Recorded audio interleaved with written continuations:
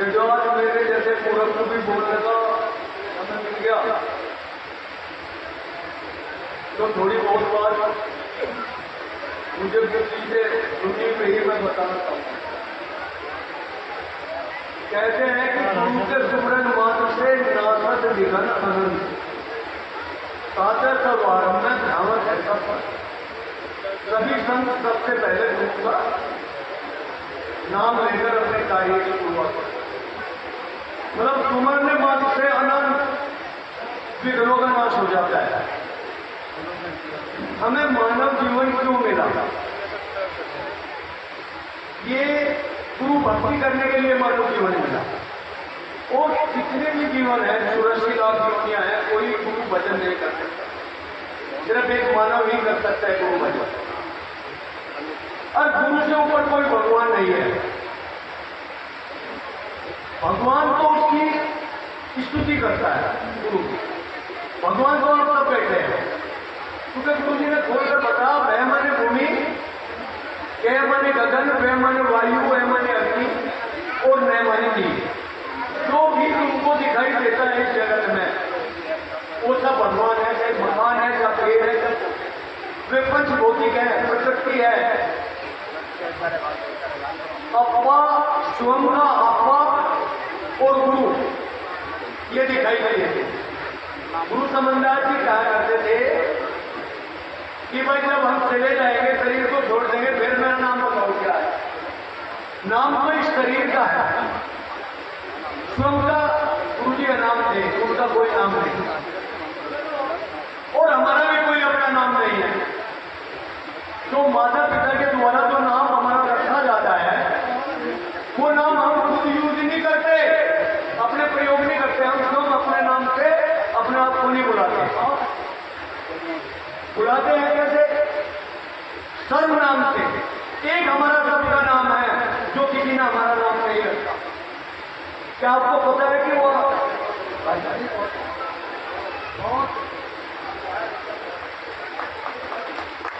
तो हमारा जो नाम रखा है माता पिता के द्वारा, इसका यूज दूसरे करते हैं। हमको आवाज मारते हैं, विजेंद्र जी सुनिए, सुरेंद्र जी सुनिए, हरपाल जी सुनिए।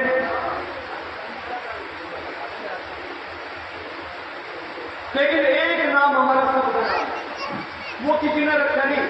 जब हम बोलते हैं अपने आप को मैं कह के बोलते हैं मैं, और आप लोगों को तुम, तो एक मैं है और एक तुम है। जो बोलने वाला वो मैं है और जो सुनने वाला है वो तू। लेकिन जैसे तू वाला बोलना शुरू कर देता वो मैं हो जाता है और फिर मैं तू हो जाता है। तो जो मैं है वही तू है, जो तू है वही मैं है। मैं तो गुरु है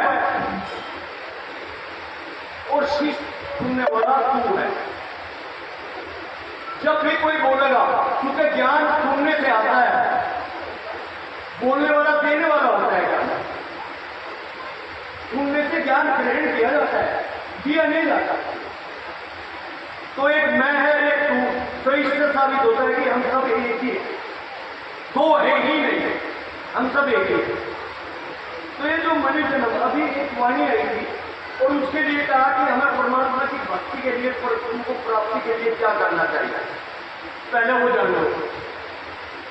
गुरु भक्ति के लिए 3 वचन है गुरु जी के: भक्ति, सेवा और दान। और दान का भी एक लिमिट है, जो आपकी कैपेसिटी हो, जितना आपकी श्रद्धा हो, जो आपकी कैपेबिलिटी हो, उसके अनुसार आप दान दो, कमाओ। मान लिया 100 रुपये कमाए तो 100 रुपये दान कर दो। जिसके पास लाख रुपए हैं वो 10,000 दान कर दो। 10% दान करने का हक है।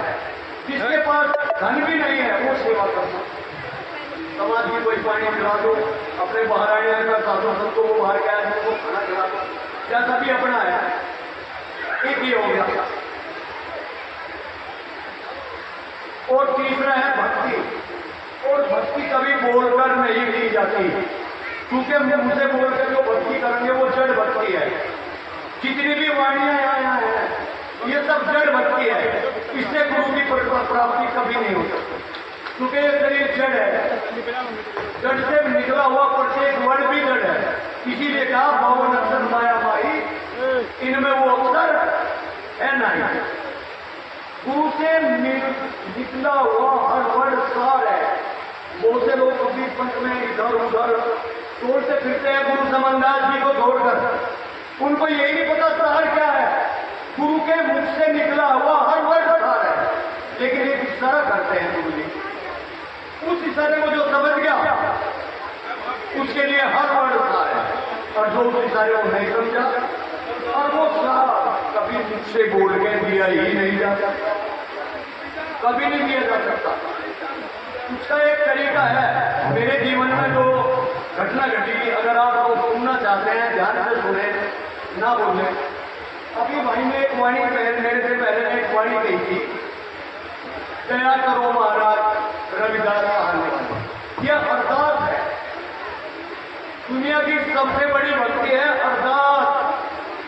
भीख मांग के बहुत दीन हो गए और दूसरे से कुछ मांगो, इससे बड़ी भक्ति है सारे पापों को नष्ट कर देती है। इसका एग्जाम्पल कैसे? मैं बहुत गरीब घर का था, एक टूटा फूटा मकान था मेरा, और हमारा जो दरवाजा था वो भी टूटा हुआ था।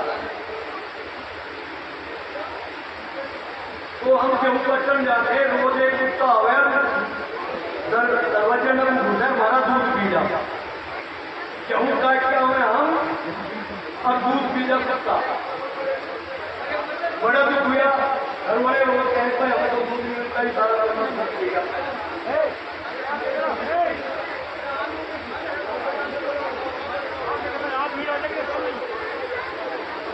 अगर तेरी वाणी में भी ऐसे ही बोलते शांति रखे, कोई शोर न मचाए, शांति रखो प्रेमियों, गौर से सुनेगा। सत्संग में तो सुना जाता है, अगर एक वर्ड भी चूक गए तो फिर हंसने लगेगी वो बात। तो मैं आपको बताता हूँ कि वो कुत्ता है दूध पिजा में गिरा की मेरी मैं देखो, जैसे ही कुत्ता घुसा मैं कुआर के पीछे घुसे गया था, कुत्ता अंदर घुसा, लकड़ी का पड़ा था, दूध के आने वजह से पैर मारा, पड़ा नीचे गिरा गया। पीने के लिए जैसे दही आ गया, मैं कुआर मार गया।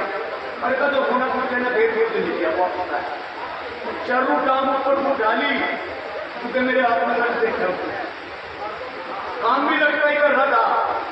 चारों टांग ऊपर को उठा कर चट्टी फिर से पेशाब भी कर दिया और घूम कर रहे। वो दोनों से मार सकता था, उसने सरेंडर कर दिया, समर्पण कर दिया। मैं उसे कहा भैया जाता और होती है, वो चला गया। मैं वो चट्टी की उठाई, वहां दिखता ही। ये होता है समर्पण, ये होती है अरदास। चारों पांव को उठाइए। जब हम गुरु से अरदास करते हैं, ऐसी अरदास करते हैं समर्पण भाव की, तो जो वर्षों की भक्ति होगी वो मिनटों सेकंडों में प्राप्त होता है। एक तो ये गुरु मूर्ति पूजा सबसे पहले देते हैं। जैसे बच्चा जब कक्षा 1 में जाता है तो उसे ऐसे अक्षर मिलते हैं जिन पर चित्र बने हुए होते हैं, लेकिन जैसे ही वो अक्षर समझने लगता है चित्र पकड़ लग जाते हैं। इसी तरह पहली भक्ति है दीपक जलाना, गुरु की बंदगी करना, ये करना। फिर अलग भक्ति है जो गुरु जी ने सभी को दे रखी, उस भक्ति को करिए। एक तो ये, एक जो संसार है उससे पहले भी, ये संसार है नदिया गहरी, डूब रहा संसारी। ये संसार क्या है? संसार कहते हैं संशय को। तब डूबता है आदमी जब तक संशय हो, कोई चीज स्पष्ट नहीं होती। अगर संशय है, हमको यहाँ संसार में हर वक्त संशय है, हमारा काम होगा या नहीं होगा। कहीं पुतरे बड़े से पूछते हैं, कहीं अपनी कुछ चीज देखते हैं, पर हमें संशय दूर हो जाता है। अगर संशय दूर हो गया तो पार हो गए। इसी तरह संसार है नदिया गहरी, जब डूब रहा था। संसारी कौन? संशय वाले, जिन्हें भी संशय है सारे डूबेंगे, कोई नहीं बचा है। जिसका संशय खत्म हो गया वो पार करता। अब पार लगाने वाले रविदास आने वाले, और वे कहते दया करो महाराज। ये महाराज को दया है। अगर आप दया की भीख उनसे मांगेंगे तो बेटा पाए। ये दया मांगने हर वक्त, और जो भी आपकी कैपेबिलिटी है अपने बाहर आके आए सबके सब कुछ सेवा करो, भूखे को खाना खिलाओ। नहीं तो यही आपको धन्यवाद बोलो सतगुरु समनदास महाराज